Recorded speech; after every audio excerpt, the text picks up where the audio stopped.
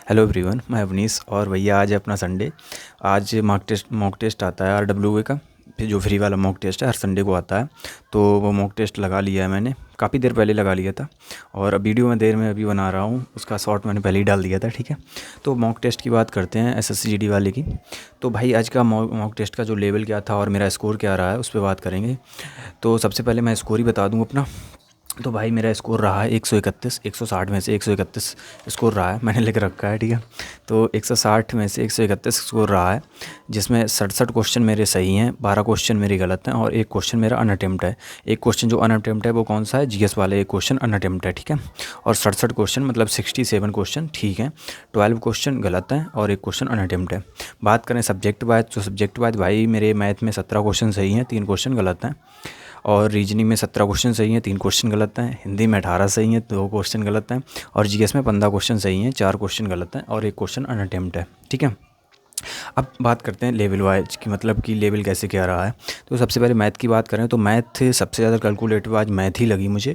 Math को हम moderate level का बोल सकते हैं, मतलब मॉडरेट थी।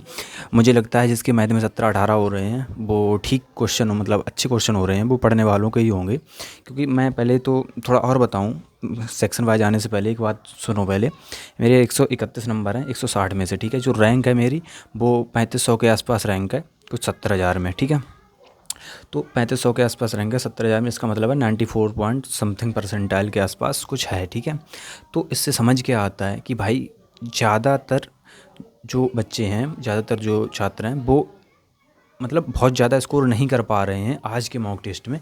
वैसे जो मेरी रैंक रहती थी वो 130-131 पे कितनी रहती थी, कुछ 90 परसेंटाइल के आसपास। आज परसेंटाइल देखने में भी अच्छा लग रहा है कि चलो 94-95 के आसपास हम पहुंच रहे हैं। तो इसका मतलब आज स्कोर जो है कम हो रहा है। ठीक है, और मैंने अंकित भैया की भी वीडियो, अंकित भैया की नहीं सॉरी, दीपक भैया की भी वीडियो देखी थी। अभी मैं नहा रहा था तभी मैंने लगा के रख ली। तो वो मैंने वीडियो देखी थी भाई, उसमें वो भी बता रहे हैं, उनके पास तो स्कोर भी आते हैं, वो भी बता रहे हैं कि आज जो पेपर का लेवल था वो थोड़ा ठीक अच्छा लेवल था, मॉडरेट लेवल बोल सकते हैं।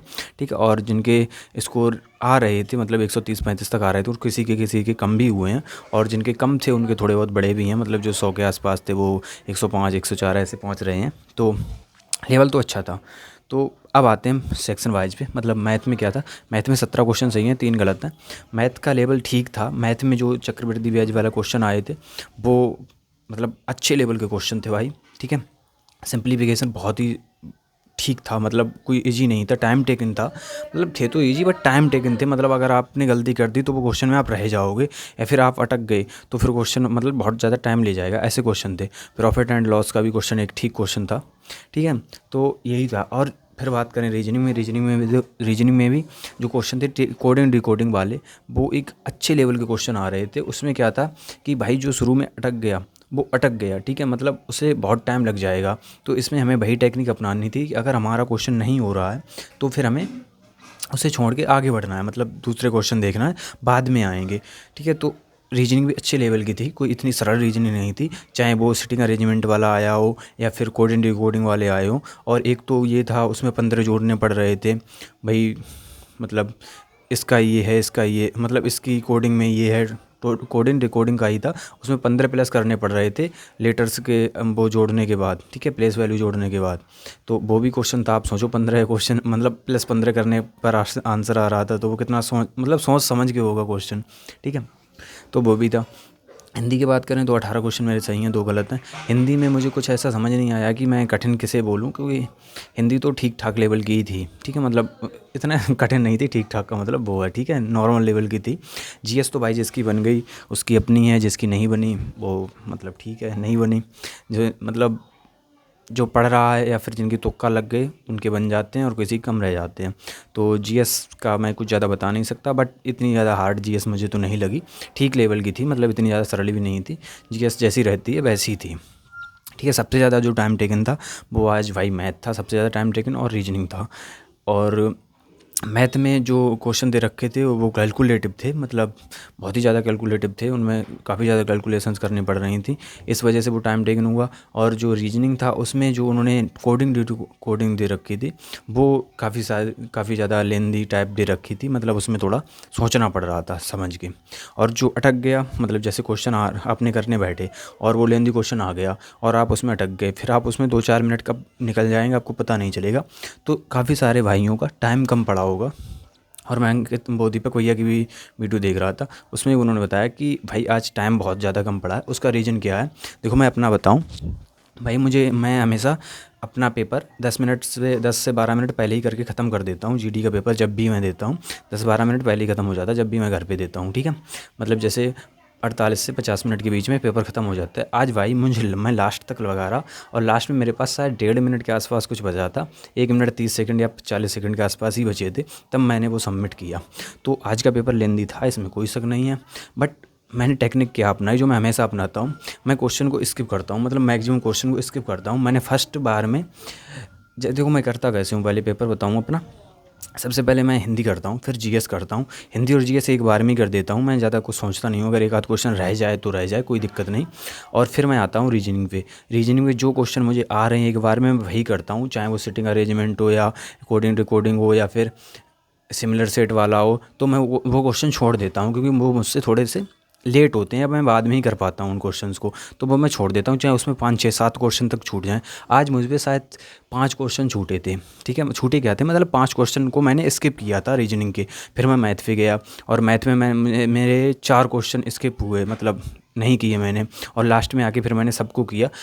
मतलब टाइम बच गया ना, मेरे पास 15 मिनट के आसपास बचे थे, मैंने एक बार पूरा पेपर कर लिया था, और फिर लास्ट के इतने मिनट में मैंने मैथ और रीजनिंग के ही क्वेश्चन किए।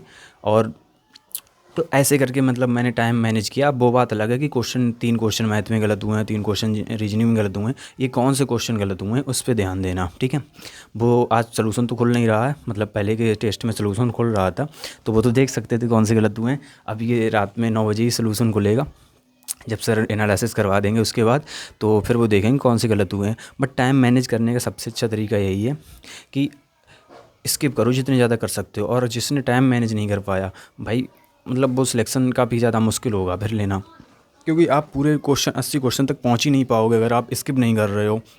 क्योंकि अगर 1-2 क्वेश्चन आपके हार्ड आ गए, आप उसी में लगे रह जाओगे तो फ़ायदा क्या है। तो स्किप करो, पहले पूरे 80 क्वेश्चन अटैम्प्ट करो, मतलब 80 क्वेश्चन तक पहुँचो, उसके बाद जो रह जाएँ वो दोबारा करो, ठीक है।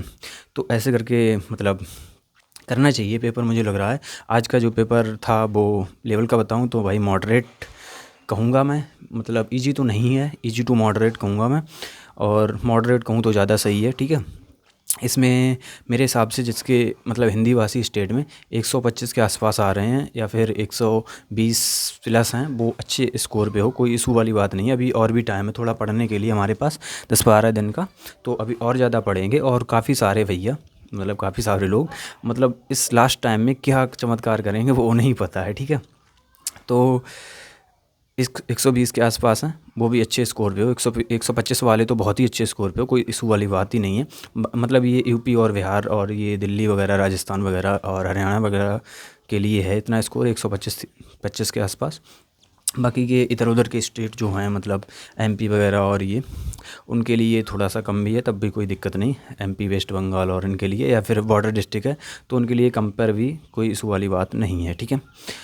तो स्कोर बता दिया, मतलब 125 के आसपास बेस्ट स्कोर है, कोई इशू वाली बात नहीं है। 120 भी हो तब भी अच्छी है, अभी आने वाले समय में थोड़ा सा टाइम है और अच्छा पढ़ लोगे आप, ठीक है।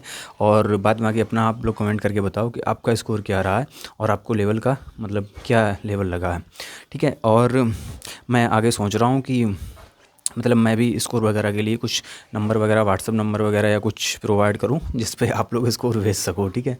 बट वो देखेंगे, अभी अगर कुछ व्यवस्था बनी तो मैं देखूँगा उससे। और चलो ठीक है, थैंक यू, और मिलते हैं फिर, जय हिंद।